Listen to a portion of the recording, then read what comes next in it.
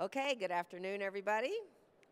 It's my pleasure to introduce Prakash Venkata and Gautam Sehgal from PwC. Thank you. Thank you, guys. Thank you, everyone. Appreciate it. It's a light audience, so we'll keep it open and we can talk through as we walk through the deck. It's going to be much more convenient. I'm going to skip this one. Quick introduction, Prakash Venkata. I'm a principal at PwC. I lead the Cybersecurity and Privacy practice, and within that, I focus mostly on the identity and access management too. So the session, and we have Gautam Sehgal here. Introduce yourself, and then I'll talk through the abstract. Hey guys, thank you for attending the session. My name is Gautam. I'm a director in PwC Cybersecurity practice from Boston office. Great to have you here. Go ahead, Prakash. Okay, the main intent on this one, we want to talk about what's going on in the security framework. If you look at it, everybody says cybersecurity now. What has changed, and how are you looking at it, and what needs to be done going forward? That is what we want to talk about. The crown jewels. Having the same standard security set across your environment may not fly well. Okay, so defining your crown jewels, identifying the threats and risks what you have for those crown jewels. In addition to what you have in the entire environment, you do the standard ones, but for crown jewels, you might be having extra protection. Understand what is the risk you're trying to address, what kind of threats out there, and how do you address those things. Then in the grand scheme of things, we talk about architectural gaps. When we look at something like a cyber management, we look at it and we say okay, here's your crown jewels, here's your environment, this is how your architecture looks like. You are doing the same thing across the board, but maybe you can do something different.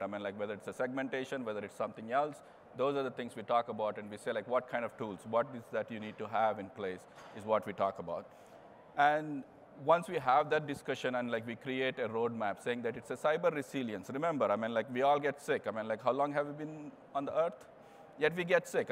Same thing with security. It's not going to go away. And that is what we want to address, saying that, hey, it's going to happen. It's about when.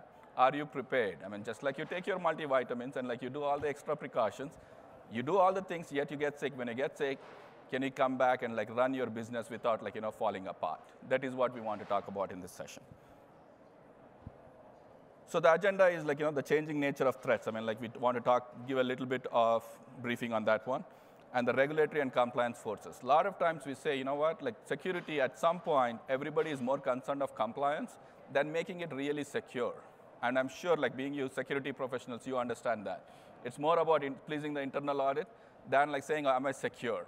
Okay, that's something we want to talk about. And what's happening in the industry itself, how regulators are really pushing, because a lot of them have taken it too easy. Mm-hmm. So what is going on? We'll just highly speak about it. Then the cybersecurity framework, the PwC, the way we look at it, and then we address that is something we'll talk. The approach for solving client cybersecurity challenges, what are the different approaches you can do? There is no one approach, but we just want to give you some samples. And then lastly, some of the CA tools. Since this is a CA one, we say, how can you leverage the CA tools? So what are the threats? If you look at it, the very first number, this is based on the Global Information Security Survey, which PwC does, and it's been doing for more than 15 years. It's one of the largest surveys globally we do this. And the number, if you look at the very first one, 183% is the intellectual property. A lot of times, the regulators are more concerned about the PII, or the PCI is the industry compliance. But where are the hackers, or the target that they are targeting is in your IP. Have you thought about it? So that is 183%. That has gone up so much. Even at the board level, people are talking about it. What is my IP? Am I protecting enough? In addition to the PCI compliances, PII compliance, and other stuff. The next thing we talk about is where are they spending the money? What are the security incidents, and where are they spending the money? If you look at it, most of the security incidents, almost the 35 to 34%, the range, more than 30% from internal employees. That is what they talk about. So intentional or unintentional, it doesn't matter. They compromise the internal environment. In a way so that they are compromising an employee. It may not be a security person. It could be a front desk person. It doesn't matter. A secretary for somebody or an executive assistant. They are compromising them. They are getting into your environment. Can you protect everyone? No. That is where you have to think about. But the internal employees, the formal employees, and also, one of the things you should look at it is the consultants and contractors. this is the big thing happening in the field. I mean, like, you always have consultants coming in, going out. Are you taking the right precautionary measures? I mean, that is something you should think about. And the next one here we talk about is like worry over the cybersecurity. What is that CEOs are worried about? I mean, like one, definitely the talent pool. That if you look at it, I mean, like we are not able to attract the right talent pool and like retain them. I mean, like once they are trained and they're good, they either leave, or like people don't want to do the kind of job we do anymore. So this has been the challenge. And the other risk, I mean, like the cyber security risk, I mean, like those are all like high there. I mean, like this is where the CEOs are worried about. Something interesting aspects, I mean, like when we talk about. So what is the changing nature of threats? Where is that like the business is investing to help figure this out? And like the 58% of them have an information security strategy now. I mean, like few years ago, we were struggling in some of the organizations, like literally like 40% of the organizations did not have an information security group. It was a generic group within IT, I mean, like somewhere hidden, I mean, like doing whatever they were supposed to do. But now it's 58%, which is much better than what it used to be. The other one is like they have CISOs. I mean, like if you look at it, and they have an information security officer, and like they're trying to figure out where the reporting structure should be. A lot of times it's clubbed with the IT organization, so it's IT takes priority over security, and those days are changing. I mean, like that is what it's highlighting here. And at the bottom, we talk about what else is changing. I mean, like the lock thing there, like the cloud-based security. I mean, like a lot of organizations are going in that direction. Are we prepared for it? Are we able to do those things? And the risk-based security framework, I mean, like the 91% of the organizations, they realize they cannot protect everything all the time.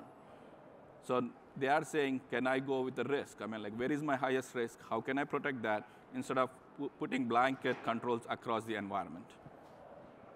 And here we talk about, like, the increased percentage of spend. I mean, like, this is the highest percent I have seen in the last 10 years, 24% increase. In the past, it used to be like 4 to 8% at the most, which gives you a little bit of comfort, saying that security is really important, and this is going to be the field.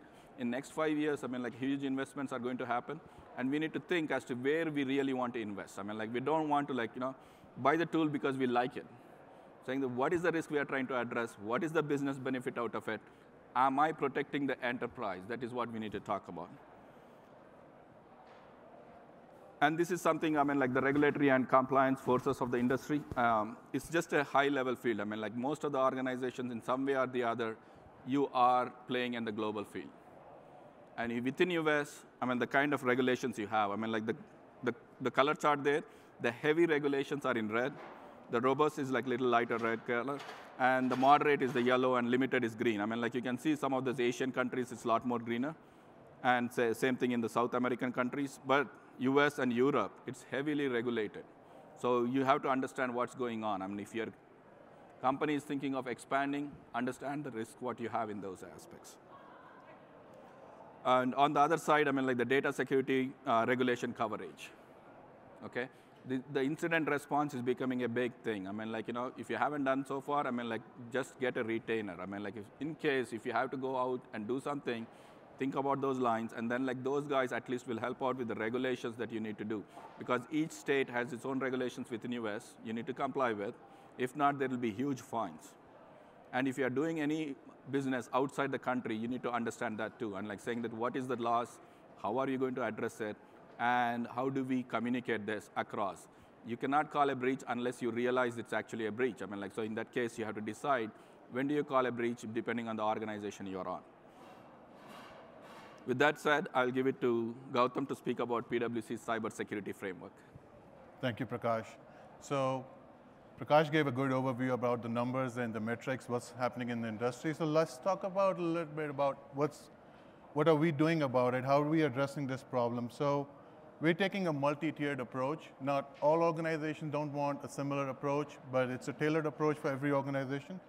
So first approach we have is around the strategic threat analysis. So this is around threat modeling, and how do we look at the threats for an enterprise? Who are the threat actors? What threat vectors will they use? The mechanism they use, and how they'll harm the organization? How can they penetrate? What are the gaps? So this is kind of controls driven. At the same time, it's very interactive. Those threats that can lead to final disclosure of data, threats that can leave organization vulnerable. structured approach. So that's what we do in threat modeling, and I'll come to that in a minute. Second thing is around the IT security architecture. So we rethought the architecture in a different sense this time around. Enterprise architecture has been out there for a while. So what is security architecture all about? Looking at the technology, the security investment that have been made in an organization. They're all siloed today to a certain degree. They might be working very well. Identity access management, as an example, might be working really well in its own silo. But how does IAM relate to PKI? What is the relationship with GRC? How does it talk to data loss prevention? What can be taken from DLP system that can feed into IAM? How can we make that data actionable? How can we make infrastructure intelligent? So that's what we are doing in security architecture space, so to speak. And finally, coming on to cyber resiliency analysis, this is tying it all together. What Prakash was alluding, the 91% of the organizations are going with the risk-based approach. So this is around not just IT trying to solve a business problem. This is where we involve the business. What are the business risks, right? What is deemed as crown jewels to the business? It could be intellectual property. It could be IP that they own. It could be the financial data that they have. It could be anything. So it's a very data-centric, zoomed-in approach as opposed to the classical approaches of securing the entire enterprise. That doesn't work. So it's a very narrowed-down approach. We look at where that data is, how to secure that data, what infrastructure is out there today to secure that, and then build a security strategy based on that. So again, so coming back to the threat modeling. So threat modeling is a proprietary framework that we have developed over years of experience. We look at all tiers of the enterprise. You can think of it as an OSI model. We start right at the top. If it's an external threat, how the threat can penetrate in an environment. Threat coming from an endpoint, threat coming from an adversary, threat coming from internet, threat coming from hackers, script kiddies. How can that threat come into an enterprise? We look at a set of security controls that are in place today for that given enterprise, where the control gaps are. And then how that threat can lead into the next level, deeper into the technology stack, and eventually leading to the disclosure where the crown jewel type data is currently in the organization. Security architecture. What comes out of it is, where are the gaps we have in the technology? It's not about buying new tools. It's about connecting your existing tools, creating an inventory of how those tools are working together, how they can come together and generate actionable intelligence. Logging and monitoring as an example. Oftentimes we see organizations going in that they say, we have a great logging and monitoring solution in place. We are doing analytics as well on top. Guess what? They're only doing 30 to 40% of it. They're not taking in account the entire stack, technology stack, to put behind logging and monitoring. Where are the disconnects? Where are we doing stuff manually? Where is an opportunity to bring these technologies together? So that's an approach. We put a structured approach around it. How do we evaluate those risks, and how do we add value to an overall security posture, strengthening the posture? And finally, the cyber risk analysis. This is, again, putting that governance framework, getting the business involved in this process, and then assisting the business with their risk. It's a risk management approach with technology. So this is a collaborative effort where governance body is set. All the regulators are asking, as an example, OCIE, FINRA, SEC, FFIEC. These regulations are talking about cybersecurity control. They're talking about the governance structure. What do you have in place? So this is essentially, in a nutshell, saying, are you involving the business in security decisions? And business, basically, when they get involved, they help drive the decision and also give funding to infrastructure. With that being said, I'll move on to the next slide. So how do they all come together, right? So this is to the previous theme, strategy and governance. This is aligning with the business. Adapt to the future, that's around emerging technologies and trends. Manage risk and regulations around risks and compliance, anticipate and respond to security crisis. Secure by design, this is security architecture, SDLC. Address threats and weaknesses, enable secure access and safeguard critical assets. So the point being here is we have to bring all of these technologies together. Cyber security is not about just a specific domain, a specific risk. It's an enterprise problem. So these technologies have to come together. All these have to talk to each other to a certain degree where they form like a complete solution. So, Prakash, do you have anything else to add here? Yeah, I mean, like, how many of you guys think, I mean, like, when it comes to security domain, and like, it's a holistic thing we have to think of. I mean, like, I know we are putting the PwC viewpoint, but this was actually evolved over a period of time. I mean, like, at one time, it was all like technical things, jargon we had in there, like threat and vulnerability management, this and that. Then we said, like, let's think through the business viewpoint, okay? And what's going on in the cyber? I mean, like, cyber is nothing but like there is no perimeter anymore. I mean, like, there is no boundaries. So now think on those lines, and that is why, I mean, like, the only thing that you see there is the identity and access management, which is taking a higher this thing because access is what we are trying to control. The other thing I always want to talk about is the incident and crisis management. This is something you have to be prepared for, okay? Think about it. It's an investment you have to make. And the real-time intelligence, if you can get anything and monitor in the real time, that will make a big difference. So that is where a lot of investment going on right now into the field. You can go to the next one. Yeah. Okay, so let's talk about how some of the CA solutions come together and they are helping in this space. Now, CA has a great solution set around a lot of these capabilities. Security strategy and governance management, they have PPM module. For threat intelligence, they have mobile security, payment security modules. They have cloud service management, which is again an upcoming area. They are coming up with new services. Security architecture, network flow analysis, API management, identity and access management. I like to spend a little bit more time in IAM space because a lot of cybersecurity, at least from regulation standpoint and getting to that secure posture, revolves around this. It's all about identity these days.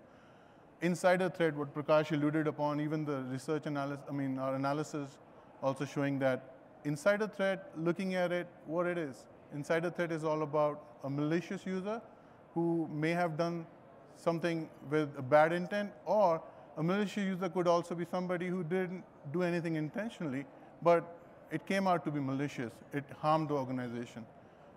Privileged identity is one of the biggest problems that we're seeing out there that organizations are struggling with right now. CA has a great solution set around this. They recently acquired Exedium. Again, it's a great solution. Now, identity management as a whole is external identities and internal identities. Organizations have a good handle over their internal identities to a certain degree. External identities where things are still evolving. External identity where there's a lot of threat from the contractors, threat from external parties who organizations are working with. Once those relationships are no longer valid, or the folks that were on the third-party side, on the contractor side, they've left their organizations, often those identities are overlooked. That's the external. That's where the threat is coming from. The threat from external that we talked previously in the threat modeling place, those identities have to be cleaned up. So it's nothing new, it's just looking at the same problem through a new lens and see how we can address it. And then finally moving on to DLP, that's CA's data protection in the DLP space, that's addressing that domain. So, yeah, I mean, these are only some of the CA products, that are relevant to it. But when it comes to look at the industry, what's going on, each of the areas you should evaluate and say, what is a good fit for me?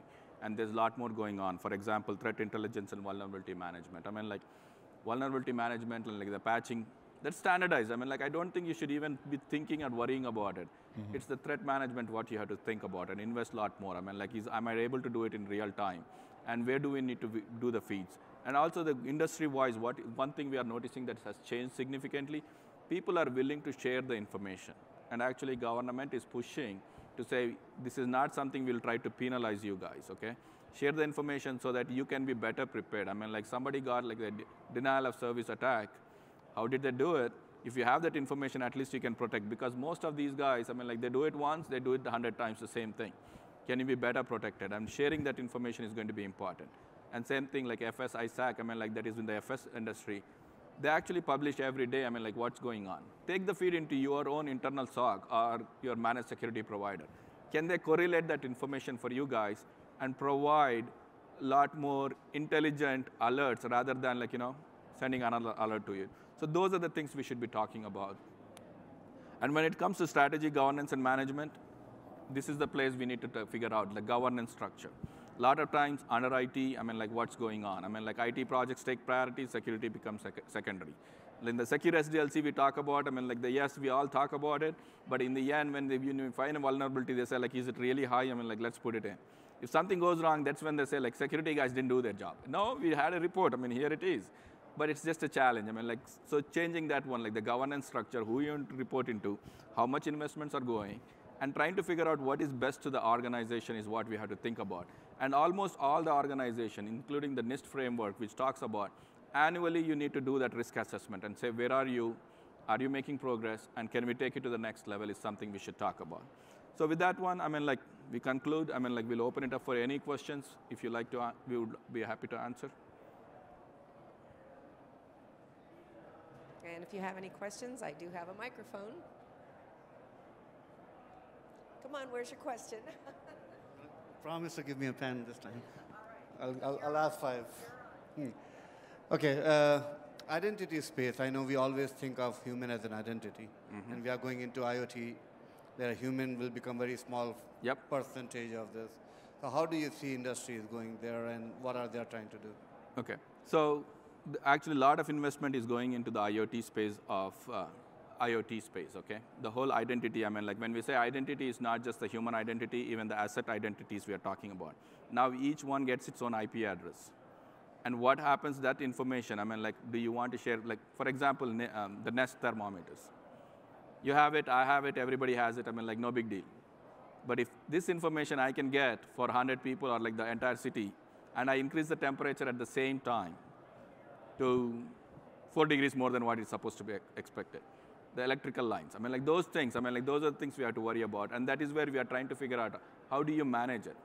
How do you control it? Is there a solution right now? I haven't seen anything, but lots going on in research-wise. Even CA is doing in figuring it out, how to manage that one, the identity, and who needs to have access to what, and what can they do with it.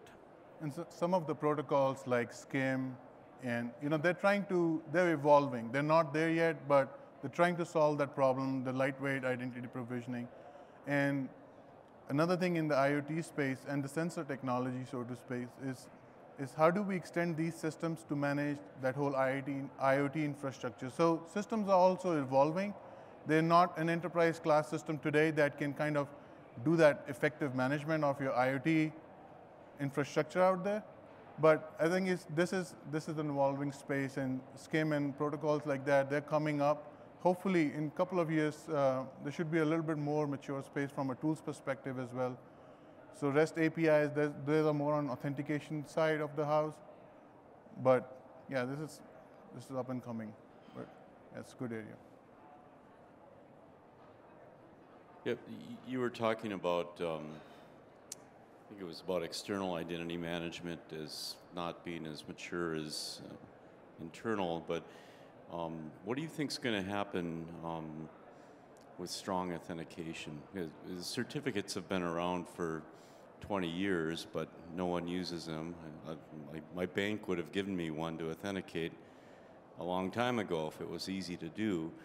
So I'm wondering if any of these other advanced techniques are going to be equally as unsuccessful. I mean, what do you think we have to have an industry event like the putting chips on credit cards that is happening now in order to really address the issue? And that technology alone is not going to address, the adoption without something else happening.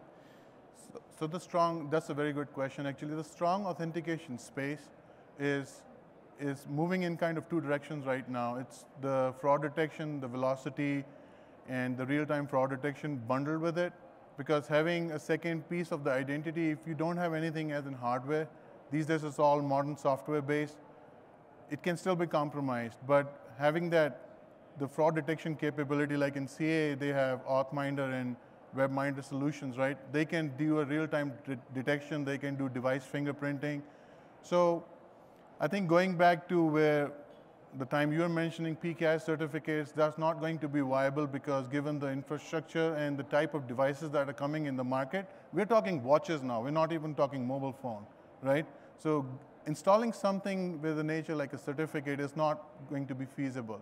So strong authentication with the blend of something around fraud detection and real-time analysis, that's the direction industry is moving in. Yeah, actually, it's very risk-based approach people are taking. I mean, like, forget about it. I mean, it's all about convenience. I mean, like, you and I guys can, like, think about it, like, decade-old ways. The new generation doesn't want to do anything. So that is where, like, they're targeting between biometrics, the devices you carry, and, like, the kind of profile you'll have. I mean, like, real-time, people can figure it out. I mean, if somebody is trying to log in from China, they can say, like, why is this guy logging in from? I mean, like, kick him out. I mean, like, there's no need for him to be in there. So those kind of things are happening, and that's going to be more prevalent. And like also on the biometric side, the facial recognition, I mean like fingerprinting, I mean like a lot of these things are picking up. I mean like one insurance client, I looked at it, I mean like they're actually doing the facial recognition. I mean like, put the phone and like, okay, now fine. The other thing is voice recognition. So there are advancements happening. I think that is where we are going to move going forward. Any other questions?